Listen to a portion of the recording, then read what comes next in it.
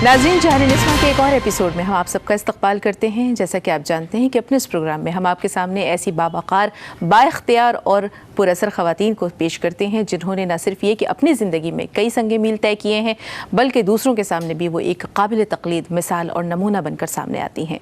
तो इससे पहले कि अपनी आज की मेहमान शख्सियत को हम यहाँ मदऊ करें, आइए हम और आप मिलकर उनकी ज़िंदगी के नशीब व फराज, उनकी ज़िंदगी के सफ़रनामे पर एक निगाह डालते हैं। हमें पहाड़ों ने रास्ते दिए, यकीन करो, चिराग हमने अंधेरों में जब जलाए हैं। स्मृति जैन ने अपनी कोशिश और हिम्मत की बदौलत अंधेरी जिंदगियों को तालीम के चिराग से रोशन करने का नेक काम किया है। सालों तक बच्चों के बीच रहकर न सिर्फ कलम और किताब से उनकी दोस्ती करवाई, बल्कि तालीम से उन्हें इस कदर जोड़ा कि तालीम को ही उन्होंने अपनी जिंदगी जीने का मकसद बना लिया। तकरीबन 10 साल द हेरिटेज स्कूल में बतौर टीचर काम करने वाली स्मृति बच्चों से कुछ इस कदर जुड़ी कि उनका मकसद ना तो सिलेबस को पूरा कराने के पीछे भागना रहा और ना ही तलवा के अंदर नंबरों को लेकर एक होड़ पैदा करना था। उन्होंने बच्चों के अंदर जो चीज़ पैदा की वो था तालीम से लगाव और इल्म हासिल करने की चाहत। स्मृति के इसी जज्बे ने बुनियाद रखी एक ऐसे इदारे की जहां बच्चों की बजाय टीचर्स को ट्रेनिंग दी जा रही है। इस ऑर्गेनाइजेशन का नाम है I am a teacher. Harvard university से मास्टर्स की डिग्री हासिल करने वाली स्मृति जैन अपने काम को इबादत का दर्जा देती हैं। वो एक नए पड़ाव पे हैं, आई एम अ टीचर करना चाहती हैं। वो काफ़ी हद तक जो काम मेरे जैसे लोगों को उन्होंने इंस्पायर किया कुछ नया काम करने के लिए, और मैं बहुत खुशी हो रही है मुझे कि वो अब और भी लोगों को इंस्पायर करेंगी और भी लोगों को के साथ ऐसा काम करेंगी कि कल के जो हमारे बच्चे होंगे, जो कल के देश को, हमारे देश में जो नया काम लेके आएंगे बच्चे, उस देश का निर्माण हमारे बच्चे करेंगे। स्मृति जैन के लिए बस इतना ही कहेंगे, कमाल आशिकी हर शख्स को हासिल नहीं होती, हजारों में कोई मजनू, कोई फरहाद होता है। जी, तो नाज़रीन, हम बात कर रहे हैं मोहतरमा स्मृति जैन की, जो कि दरस व तदरीस से वाबस्ता हैं। इसके अलावा नॉन प्रॉफिटेबल एक ऑर्गेनाइजेशन है आई एम अ टीचर, उसकी वो को-फाउंडर भी हैं। तो भरपूर तालियों के साथ आइए हम इस्तकबाल करते हैं उनका। खुशामदीद। कैसी हैं स्मृति आप? खुशामदीद। इस्तकबाल है। आइए नाज़रीन, स्मृति हमारे साथ स्टूडियो में मौजूद हैं, उनसे बातचीत के सिलसिले की हम शुरुआत करते हैं। एक सवाल जो सबसे पहले मैं ये करना चाहूँगी वो ये है कि बहुत से लोग हैं जो टीचिंग की तरफ नहीं आना चाहते, ख़ासतौर पर करियर के तौर पर तो इसको बिल्कुल ही नहीं अपनाना चाहते, क्योंकि ज़माने के हम देख रहे हैं ट्रेंड्स बदलते जा रहे हैं।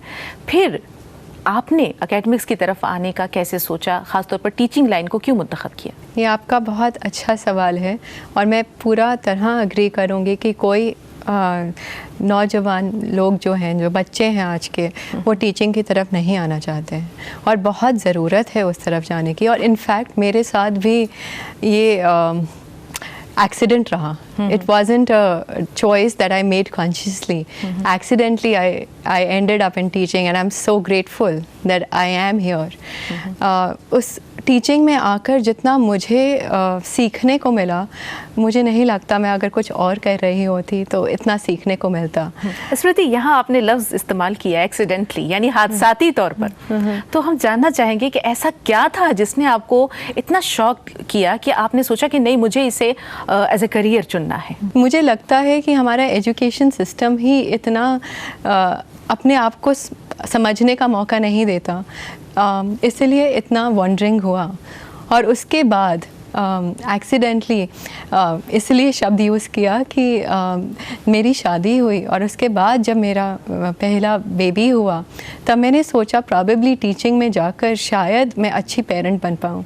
तो इस तरह मेरा टीचिंग में जाना हुआ, पर वो एक हुक था सिर्फ। और अब जो मैं कर रही हूँ या करना चाहती हूँ वो अब बड़ा हो गया है। एक बच्चे से वो देश के सभी बच्चों के ऊपर आ गया है और मैं बहुत इन अ वे लकी हूँ और बहुत दिल में मेरे ग्रैटिट्यूड है कि उस समय जब एक स्कूल जहाँ मैंने शुरू किया द हेरिटेज स्कूल, जो पूरा बदलाव कर रहा था from being a regular school, जो हमारे देश में जो बहुत ज़रूरत है बदलाव की। अभी क्या हो रहा है स्कूलों में कि बच्चे जो हैं सिर्फ मार्क्स के पीछे जा रहे हैं कि और जो पूरी पढ़ाई हो रही है वो भी सिर्फ बच्चों को मार्क्स दिलाने के लिए हो रही है। तो मीनिंग मिसिंग है, पर्पस मिसिंग है।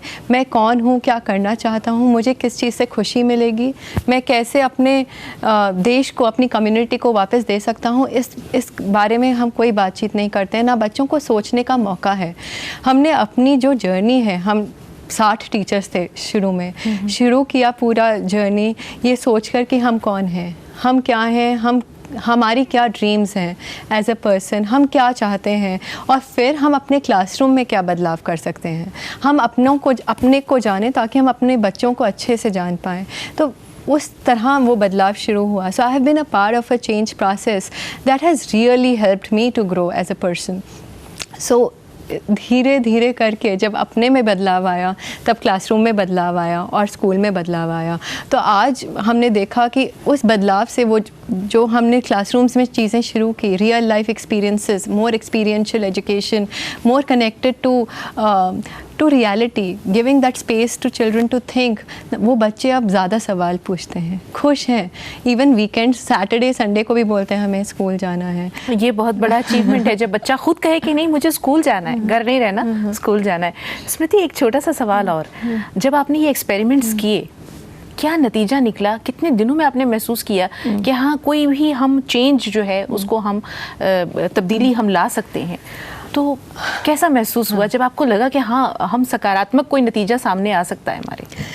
Change is never easy, as many people have experienced and they say, and it was definitely not easy. जब हमने भी शुरू किया, parents, teachers themselves, they were like, why, you know, everything is fine.